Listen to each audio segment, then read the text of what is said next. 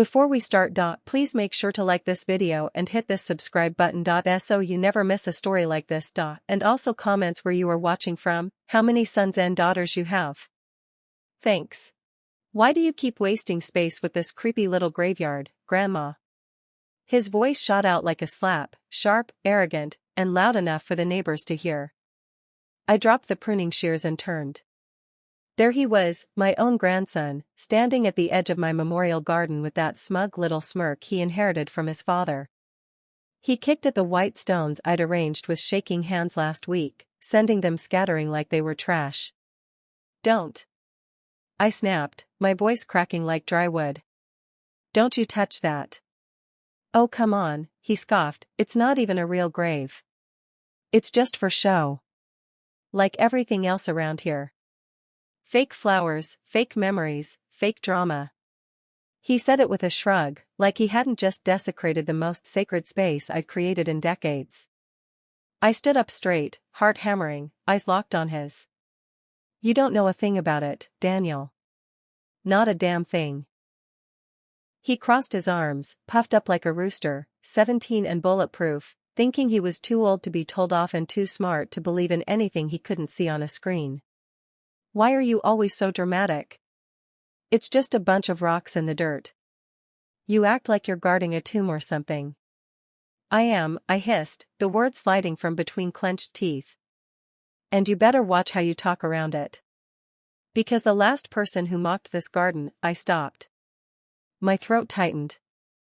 I wouldn't give him the story. Not yet.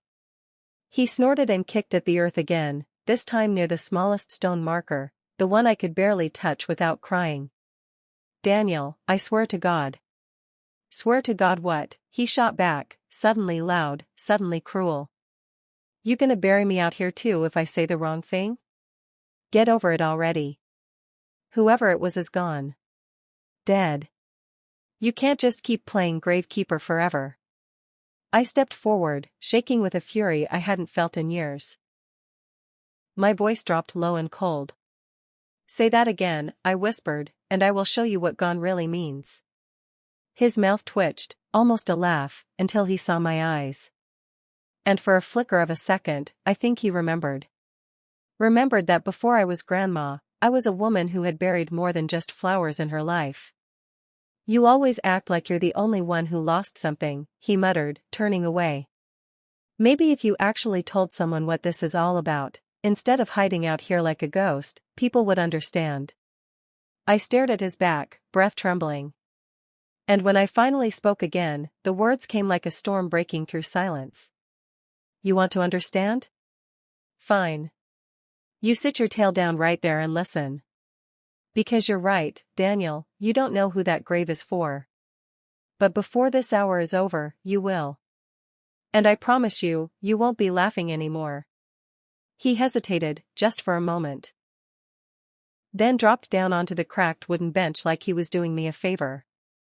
I sat opposite him. The soil beneath us still held the memory of hand that once dug in it with purpose. And now it would hold the truth. My name is Gloria Ray Mitchell. I was born in 1952, raised on pride and prayer. I married a man who swore he'd love me till the sun burned out, and I believed him. Like a fool. Daniel blinked, surprised. I hadn't said my full name out loud in years. I had 2 sons. One of them you call Dad. The other, my voice faltered. Well. That's what this is about. I pointed to the second gravestone, the smaller one. The one Daniel had nearly kicked over. That one's for the boy you never met. The brother your father never talks about. The one who paid the price for someone else's pride. Daniel frowned. Wait, Dad had a brother? I nodded slowly. He did. His name was Marcus. And the day he died was the day your father stopped being my son. Daniel's brow furrowed. What are you talking about? Dad never said. Of course he didn't. Because shame has a way of sewing mouths shut.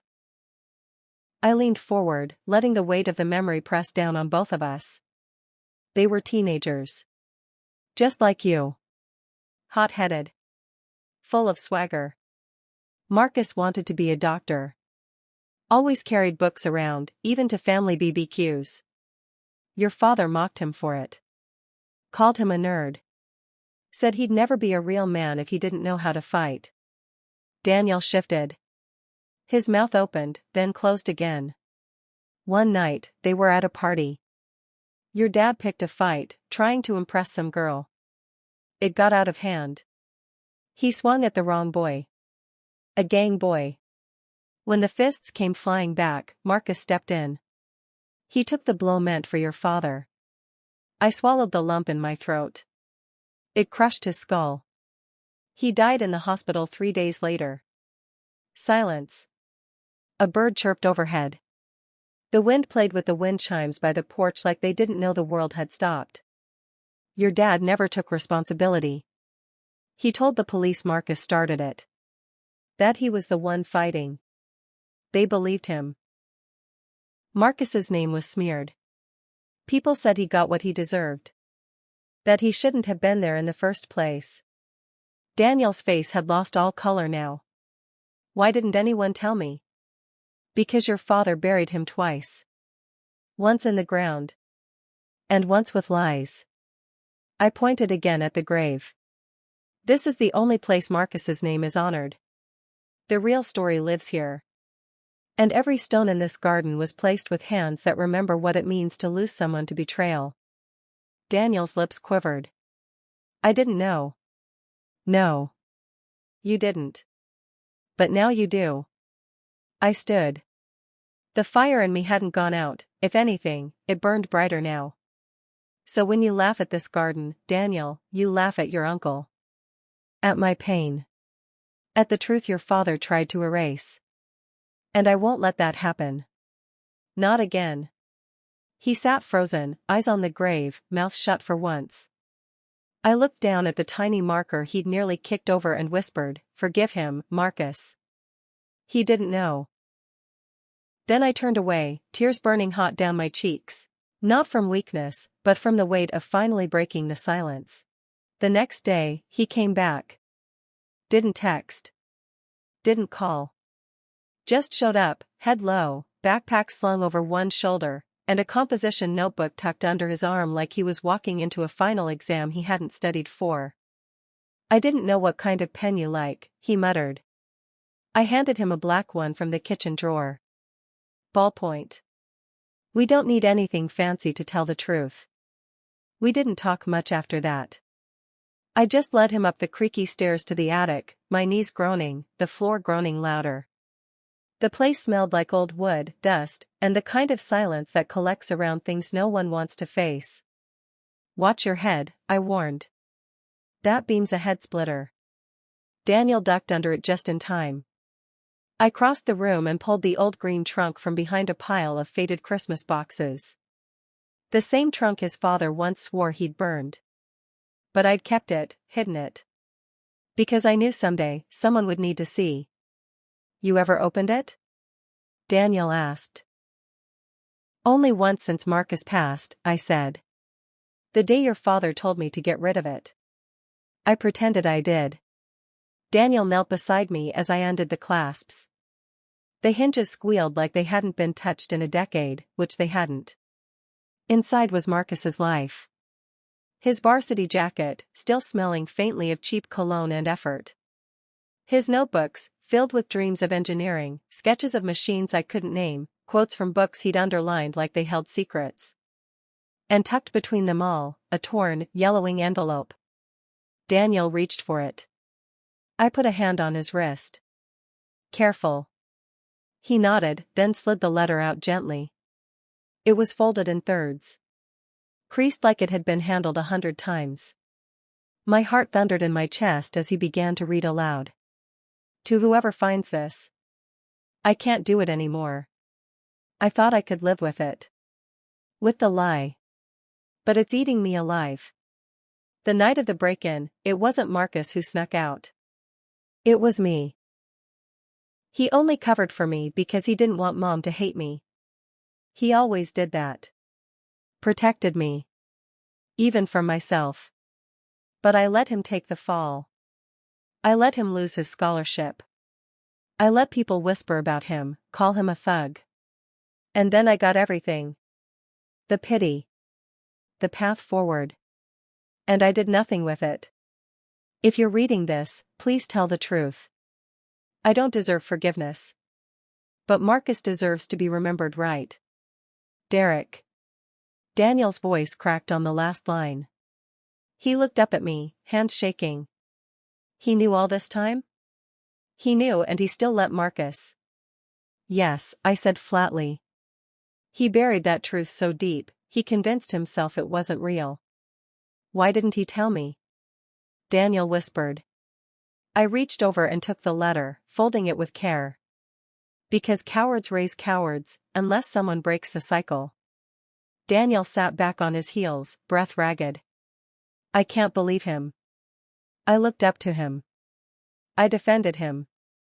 I know you did. He stared at the dusty floorboards for a long time. Then, we need to do something. I raised a brow. Like what? Tell people. Clear Marcus's name. Make sure his story is known.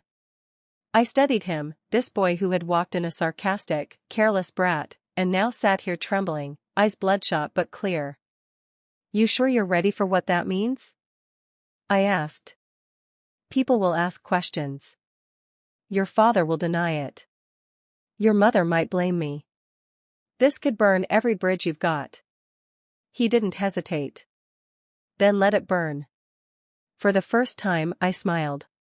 Not because it was going to be easy, but because Marcus's blood hadn't gone silent after all. It had simply been waiting. He showed up at his parents' house just after dinner, letter in one hand, the varsity jacket in the other. His dad answered the door with a drink in his hand and irritation in his eyes. Daniel? What the hell, it's a Thursday. Don't you have class or something? Daniel stepped past him without asking. We need to talk. I wasn't there, but later, Daniel told me every word. Every breath. Like it branded itself into his memory the moment he walked in that door. His mom appeared from the kitchen, wiping her hands on a dish towel. Danny, honey, is everything all right? No, Mom. It's not. He threw the letter on the coffee table. His dad glanced at it, then gave a bitter laugh. Oh, for God's sake. Where'd you find that? Don't tell me you've been digging through that old woman's attic. That old woman is your mother. She's unstable, Daniel. You know that. Daniel pointed at the letter. Is it true? Silence. Then the glass in his father's hand clinked against the counter. You don't understand what it was like back then. Is it true? Derek's voice dropped. I was a kid. We both were. You let him take the fall, Daniel said, voice shaking. You let the world believe Marcus was a liar. A thief. And you got a scholarship out of it. It wasn't that simple. Yes, it was, Daniel snapped. He wrote it himself. You admitted it, you just never expected anyone to find it. His mother stepped forward. Daniel, honey, please, this isn't something you should throw around. Your father had a hard life. He didn't have the same opportunities. Exactly. Daniel shouted. And Marcus was his opportunity. He stole everything from him. And then from us. From me. Derek stepped forward, his voice low and dangerous. Watch how you talk to me in my house. No, Daniel said, eyes wide with fury. You don't get to play father now. You raised me on lies. You trashed your own brother's name and then kept me away from the one person who actually remembered who he really was. His mother tried to intervene, but Derek barked over her. It was one mistake. One mistake that cost someone his future, and his life. Derek's face turned red. You think you're better than me now? You think just because you found a piece of paper, you know what happened? Daniel leaned in, his voice a low growl. No, I don't think I'm better than you. I am. Because I'm going to make this right. Derek's eyes narrowed. And what does that mean? I'm clearing his name, Daniel said. The school. The town.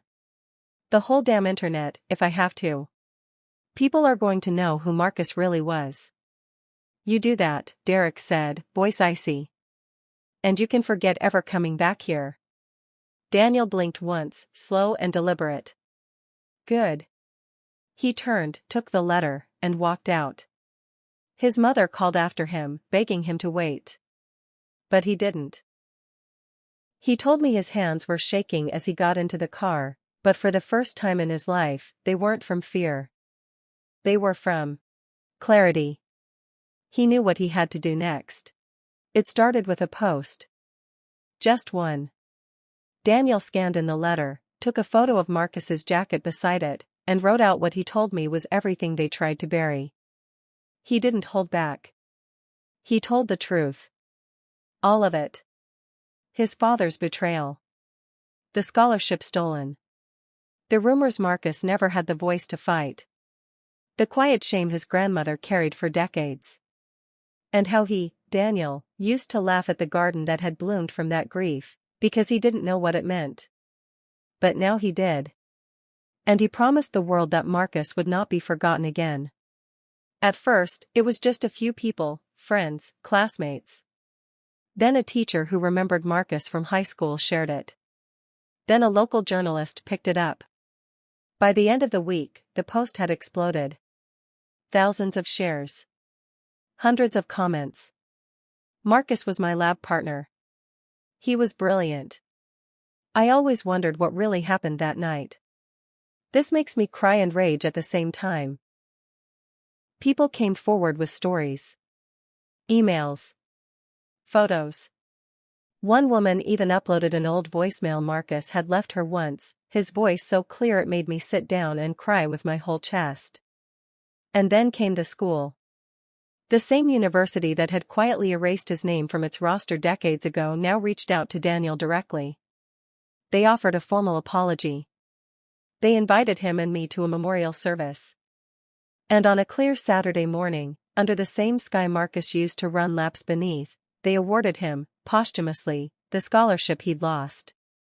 They even named a new science wing after him. The Marcus L. Bennett Innovation Lab. I stood beside Daniel in the front row, holding a single white rose. When they called Marcus's name, the audience stood. There was a silence so full it felt like thunder. I closed my eyes and felt something loosen in my chest, like a knot that had finally come undone after years of silence and rot. But that wasn't the real ending. That came later. In the garden. Daniel brought his friends. Kids who used to call my house that creepy place. They carried shovels, stones, and a new sign made of polished oak. We planted sunflowers, Marcus's favorite. Dug out weeds. Washed the headstone. And then Daniel knelt in front of it and whispered, "I'm sorry I didn't understand sooner. But I see you now." He wiped a tear and looked at me. "Grandma, may I?" I nodded. He placed the plaque into the soil. It read, "In loving memory of Marcus L. Bennett. Son. Brother. Visionary. The world may forget what you lost. But we will never forget who you were." I didn't say anything. Just took Daniel's hand in mine and stared at the name finally carved where it belonged. No more hiding. No more shame. People ask me sometimes why I never left that old house. Why I stayed with the ghosts. Why I tended that garden even when they laughed. I tell them the truth now. Because I was waiting for him. Not Marcus. Daniel. The one who would finally listen. The one brave enough to unbury what the rest of us tried to forget. The one who turned from laughter to legacy. And as for my son, Derek? He didn't show up to the ceremony. Never apologized. We haven't heard much from him since. But sometimes, that's the price of truth. And we paid it, finally. Together.